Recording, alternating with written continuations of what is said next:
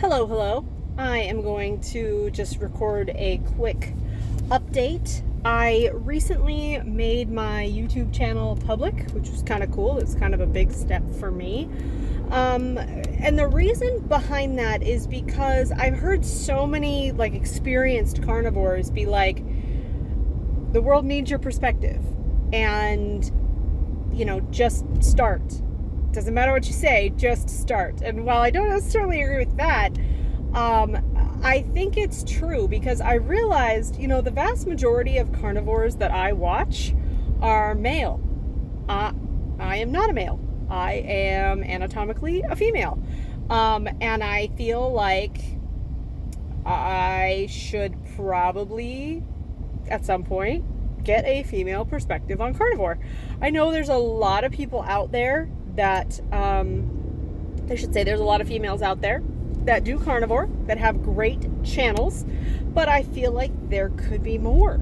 And also, I feel like I bring the perspective. Man, I cannot talk today. Maybe I should do this later. I bring the perspective that I am still very much in and on this journey. I have not met any of my goals yet. I am still trying very actively to lose weight, gain muscle, better my overall numbers and body composition. And I feel like I need my own perspective on that. I need to be able to look back on my journey and go, oh wow, that's where I was, or oh my goodness, look how far I've come. And a really great example of this, and somebody that I hope to talk to really soon, is Amanda from Carnivorous Me. She documented everything so far on her journey, I think from 2 weeks in, and she's much more consistent about videos than I am. But it has been absolutely incredible to watch her journey and get inspiration from that. I literally cannot state that enough. As much as I appreciate the perspectives of the ladies out there that are already at their goals and they're maintaining, I need someone that's going along with me on this. I need to know that I'm not the only one that's still overweight and dealing with postpartum hormones and having trouble sleeping, and I have slip-ups every once in a while. So those, I think, and also I think that's part of the reason why I seem to follow more male carnivores, because a lot more of them are documenting the journey than just the finished product, if that makes sense. So that's kind of my take on that. Starting to be more consistent with my channel. I'm not in this for the followers or the monetization or anything like that. I mean, would that be freaking awesome? Yeah, that's so great for everybody that has done that and been able to get something back from their YouTube journey as well as their carnivore journey. I love that for them. If it happens, cool. If not, no big deal. But anyway, I just to kind of recap for myself, January 23rd, 2023, I was in the third trimester of my second pregnancy and decided I want to feel better for the end of this pregnancy, which should have been in April. It was in April. And so I went full carnivore. At that point, I was not drinking coffee. I did add it back in towards the end of my pregnancy / beginning of my unsuccessful breastfeeding journey. And I am still drinking coffee because my little 4-month-old is a terrible sleeper. I am up every 2 to 3 hours with him. I'm getting ready to hire a sleep coach, maybe. Trying to do all the things. But my carnivore journey from January until now is carnivore plus coffee plus seasonings. I think I've said this before. I do own a seasoning / salad dressing company. Because of what I do for a living, I have found a need in the market for what I offer.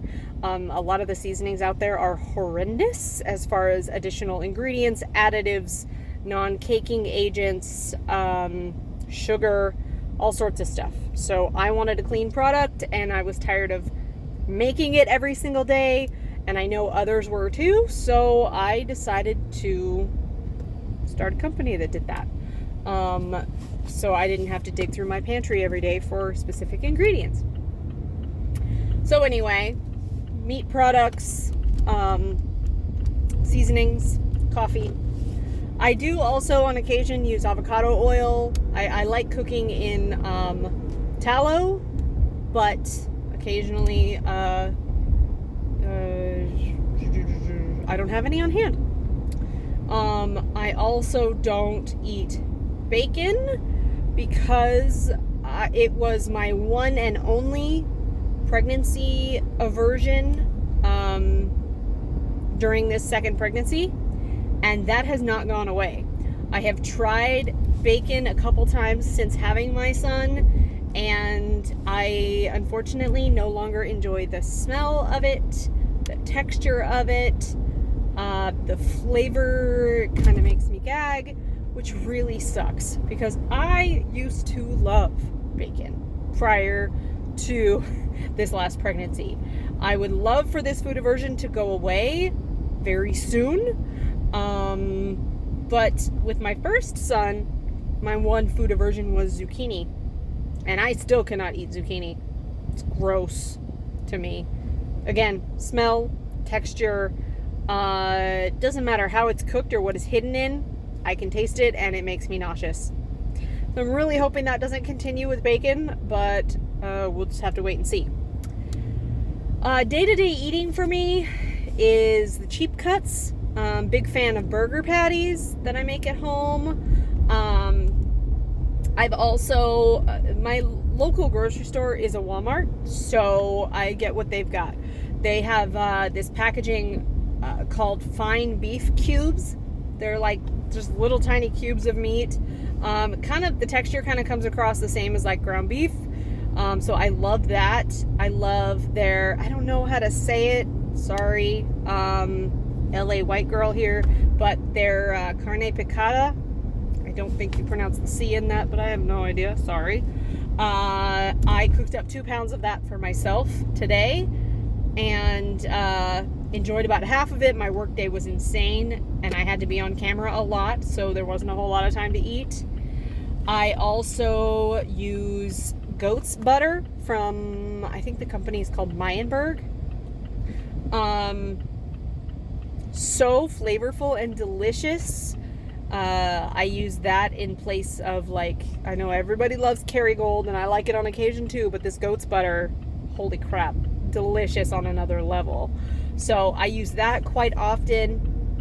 I do eat eggs, although I'm finding that they are not agreeing with me in that they make me kind of lethargic and they definitely don't fill me up. Like yesterday, I think I cracked 8 eggs.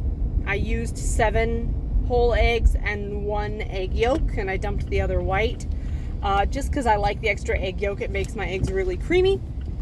And I found afterwards, I was like, in like an hour, I was like, I'm not hungry. That did not satisfy me at all. So eggs on occasion, lots of fish. I use Redmond salt. What else? I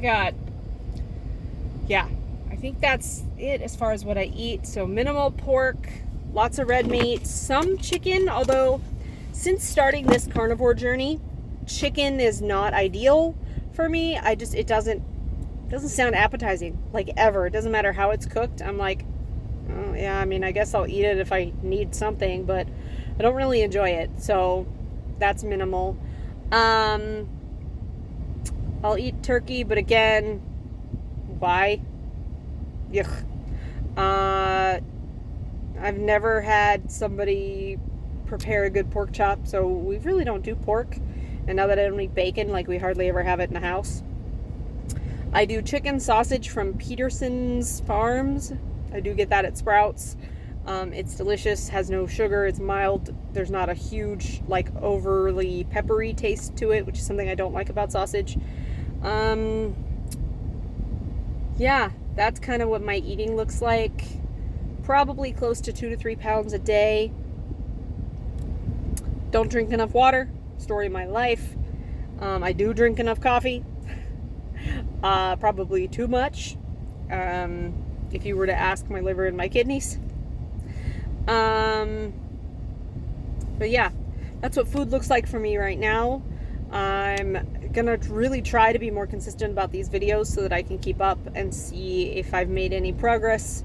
Right now it feels like no. It feels like my weight is going backwards and my composition is not changing at all since my son has been born. In fact, it's gone in the opposite direction for some reason. I'm gonna blame that on hormones. And that sucks. I would like to shrink a little bit, but we're not there yet. So, working on it. Gonna try to keep myself accountable here, make sure that I'm staying on plan, post videos when I feel like doing something else, like eating, or eating the wrong foods, and that's that. So, come along with me, see how we can do together, and hopefully this helps me to stay accountable.